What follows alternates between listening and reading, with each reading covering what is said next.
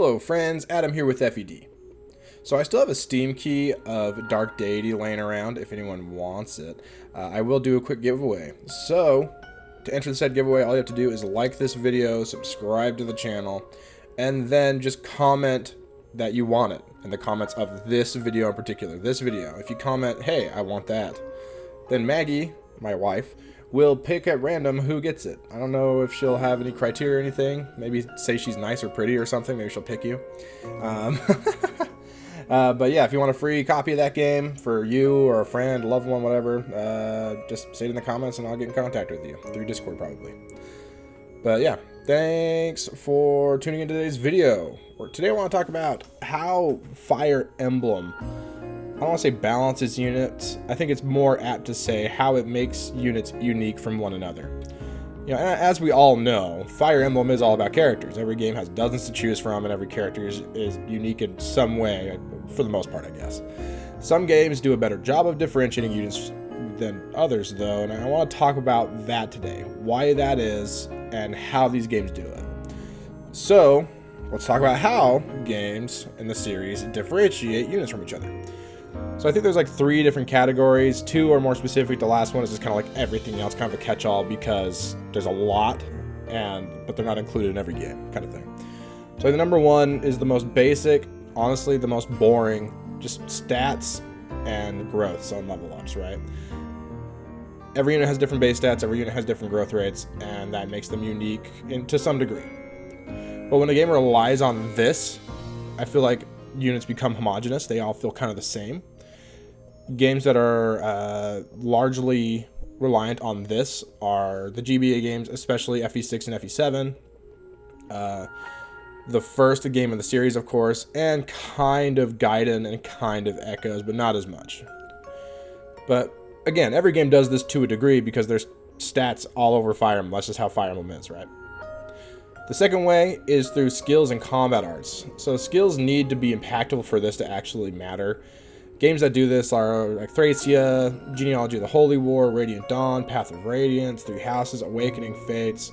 All those games have shallow to robust skill systems, and some skills matter more than others. But for the most part, I think they do have some impactful qualities. Also, a side note to this one is like personal skills. In like Three Houses and Fates, I think those are actually pretty cool, and they do a good job of making characters unique, even though some characters have pretty worthless personal skills, like Cyril. For some reason, they could have just given him plus 20 to all of his gross and given him a real personal skill, but instead he has a personal skill that just makes his gross higher. It's just pointless. I understand it's like a story thing and it like gets a point across that he grows well, but I don't know, I personally don't like it. And then we have the last category, which I'm just going to call everything else. Things like personal weapons, leadership stars, movement stars, weapon types, classes, all these things that are important, but not always kind of the center focus, or maybe not always there even, in the case of personal weapons, leadership stars, and movement stars. But weapon type and class tend to be pretty important across the series as well. So let's take a look at some examples from different games in the series to get a better idea of what I mean here, and then we'll talk at the end about which games I think do best at this, which ones I think are really bad at this, and yeah. So I was going to cherry pick some comparisons to really drive my point home, but I figured that was kind of misleading in a way, so I asked my Discord, which you can find the link to in the description. Just click that link and join the Discord. So I asked my Discord server for random units from specific games. So I asked for 2 units from Three Houses, 2 units from Blazing Sword, and 2 units from Thracia 776. And we're going to go in that order, actually. So we'll start with Three Houses. And we were given Marianne and Ferdinand. And the more I thought about it, the more I was like, wow, Three Houses actually does a pretty good job of this, even though every unit can be like any class aside from gender lock. Stats are kind of whatever in most cases, especially since you can just grow stat boosters every week during the game. But there's a lot more to these units that make them unique apart from those surface level things. First thing that's obvious is like their magic list. Their black magic list honestly isn't different enough for me to really care to mention it all. mainly because they both have the 1 to 2 range of spells that are just kind of meant as your damage dealers, and I know they have different attributes here and there, but basically the same kind of things between fire and wind and all that. But then they both have Thoron, and I was like, okay, so that's actually probably their biggest selling points as black magic users, is that they have a 3 range spell, and they both have that. So I was like, okay, so they're not that unique from each other in that aspect. But then I looked at white magic list, and Marianne has physics, silence, and aura, and also of course heal and Nosferatu, while Ferdinand has restore and ward, so that's 2 completely different skill sets, and I think that's actually a really cool differentiation there. Look at combat arts. Marianne has Soul Blade. Ferdinand has a ton, including Swift Strikes, Sunder. Does he have Shatter Slash? He has a bunch. And then of course there's their personal abilities. Marianne has I forgot what it's called, but it's Friend of Beast or Friend of Animals or whatever. When she's next to a Pegasus or a horse person, she gets some HP back. And Ferdinand, while at full HP, gets extra hit and avoid, which I think is really cool. So all things considered, these 2 are pretty unique from each other. Their stats are less important, but their classes are used by everyone, like I said, aside from gender locks. But there's so much more to it that makes these units unique. And another thing, you could argue that they have personal weapons, but not really, because everyone can use any weapon. So personal weapons, while they might get a special effects for using a weapon associated with their crest, it isn't really a personal weapon. Does that make sense? But again, that was a really good example, and I think I could have cherry-picked some really bad instances. Sylvain and Ferdinand are very similar. You have units like Ingrid and Petra that act very similar. But even then, there's things that make them unique. And I think that could be compared to saying having 2 paladins in an older game where classes were more static. Have 2 paladins that are, very unique from each other. And I think that this game does a good job of that. So surprisingly enough, I thought 3 houses would be kind of more on the homogenous side, would make characters feel samey, but it actually does a really good job of making characters unique. Okay. Let's move on to Blazing Sword with Sane and Matthew. Sane and Matthew. What makes these units different from each other, right? Obvious things, stats, classes, and weapon types are the big differences here. That's basically all they really have going for them, aside from Matthew having, steal and lock picking, utility as a thief. But essentially, their stats, yes, they have different caps, and I guess that kind of matters in the GBA games, but overall, that's their only difference is their stats, right? And that's what it comes down to. Stats, and Sane has access to Lance and Axes after promotion. That's their big differences. And I think FE7, so Blazing Sword, I know some people don't know the numbers and acronyms. So I know Blazing Sword, Shadow Dragon, the Blade of Light, and Binding Blade are some of the biggest offenders of making unit balance basically based on stats and classes, and it makes a lot of units feel really samey. It makes units, especially on a surface level, if you play a lot or you're playing efficiently or LTCing or whatever, of course these units feel very different to you, but to someone who is newer to the series, or maybe even to someone who's been around a while and doesn't focus as much on that kind of stuff, you have your Kents, your Sanes, your Lowens, that all feel the same. They all feel like the same kind of unit. Aside from a little bit of stat variation, which doesn't come into play a whole lot. So this is probably my least favorite example of units being differentiated from each other, in that they are basically the same aside from their stats. That's what it comes down to. Now let's move on to Thracia. Thracia 776 or FE5. The 2 units Discord picked out were Pan, or Pern, depending on your translation, and Finn.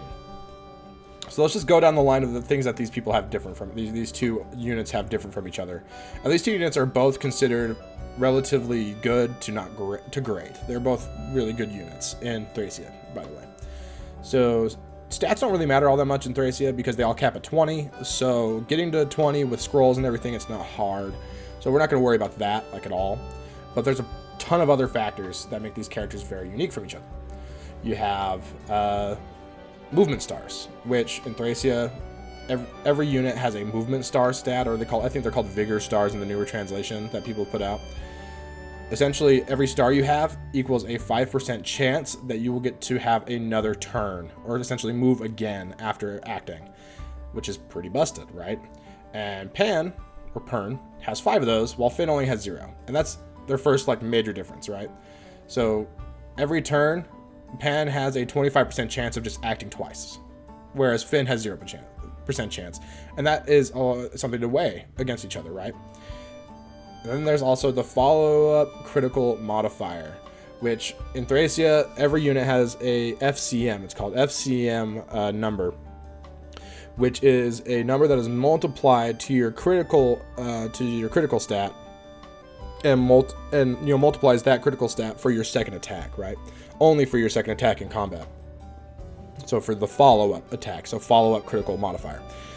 Pan has an FCM of 5, while Finn only has an FCM of 1, which is the lowest you can go is 0. So Finn has a 1, which is just like standard. You know, it's more like just basic Fire Emblem kind of stuff. While Pan has that 5 laying around, so he crits a lot on his second attack. Then we have leadership stars, and the leadership stars in Thracia, they boost the hit and avoid of every unit on the map by a very small bit. And Pan has 0, while Finn has 1 leadership star, which is really fun to have on the map on your side. The enemy always has I feel like the enemy always has a bunch of them, so it's nice to have some of you around. Now, as far as skills go, Pan has Soul, Vantage, and Steal. Steal being an ability of Thieves, but he does have Soul, which heals him when it activates, and Vantage, which always allows him to attack first in combat.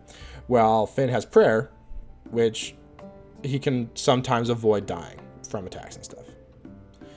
But then we get up to this point, you're thinking, wow, Pan must just be the better unit overall, and it kind of seems like that up to this point. But then we get to personal weapons.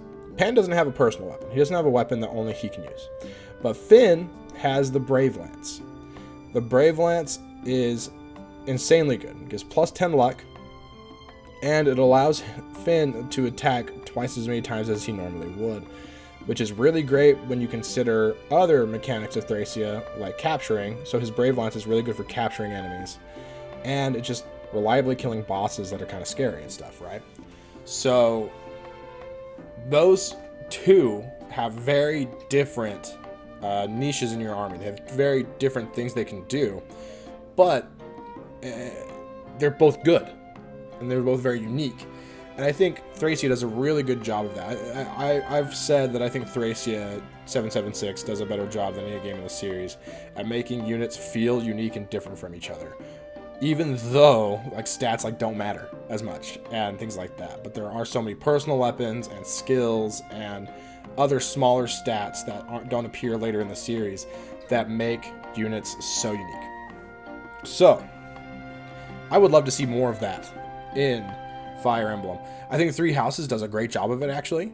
Better job than I thought when I first thought about it, but then I looked into stuff and I was like, oh wait, actually they do a really good job aside from classes and stats. So I think Fire Emblem is doing a good job. I think especially moved on from your GBA games where it was a little rougher in my opinion in this area, but it's gotten better ever since then. So yeah, those are my thoughts.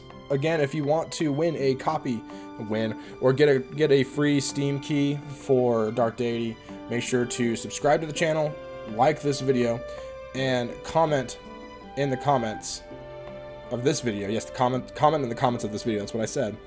Make sure to say that you want it, and also, hey, say something nice about Maggie. Maybe she'll pick your comment, because it is going to be up to Maggie who wins. So yeah, thanks for watching. Comment your thoughts on this stuff too if you want, and I'll catch you next time, friends.